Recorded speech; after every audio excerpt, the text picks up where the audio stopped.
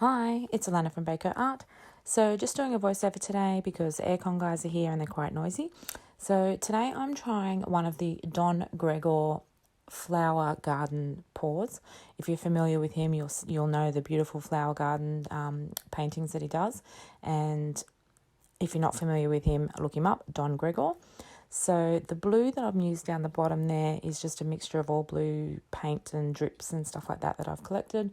The white is White House paint with PVA.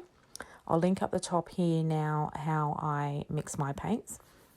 So I've put the base down, blown out the air bubbles, and we're ready to go. All right, so I will try and remember the name of the colours here. I've written them down. All right, so I'm going to go with Magenta first and not go too heavy on it. I think I just want to move those paintings a little bit closer together so they flow a little bit better.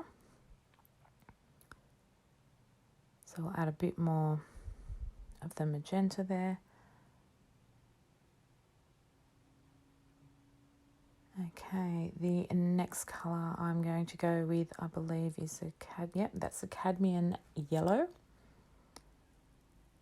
So this is actually my second attempt at trying this. The first time I did it with a black base and I didn't like it. Everything got really muddy. I think it's because my black paint was too thin. So make sure your consistency is right. You probably need to go a little bit thicker than what I had my paints pre-made at for Dutch pours, because you want it to kind of hold itself and not be too thin. So I've gone there with a little bit of Prussian Blue and then a little bit of Phthalo Blue. Doesn't matter what I do, I can't seem to get away from the blues. Okay, so that little swirls that I'm doing up the end just so to blow over the edges. This colour I'm using now is called light green. Oh, no, I changed my mind. Sorry, this is, it's called violet, but I've got two that are called violet, and one's quite dark and one's this lighter purple, so I'm not really sure. Just wait for myself to work out. Now I'm going with the light green.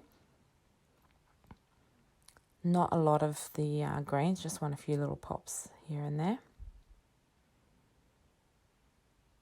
I also don't want them to mix too much with the yellow, so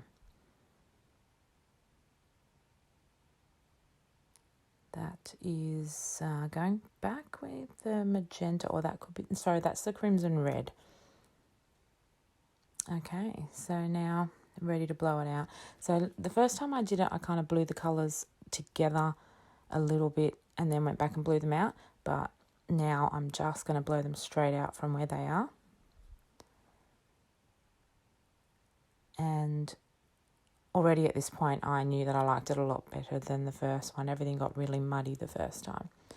All right, so what I'm going to do now is just speed this up a little bit for you, and you can watch. What I'll do is just add little drops of colour where I think they need it more, and I'll also add in the orange, which I didn't use in the initial pour. But yeah, you'll see that I will just put a drop on and then blow it out. I'll also add some little butterflies up the top. So sit back and enjoy, and I will see you at the end.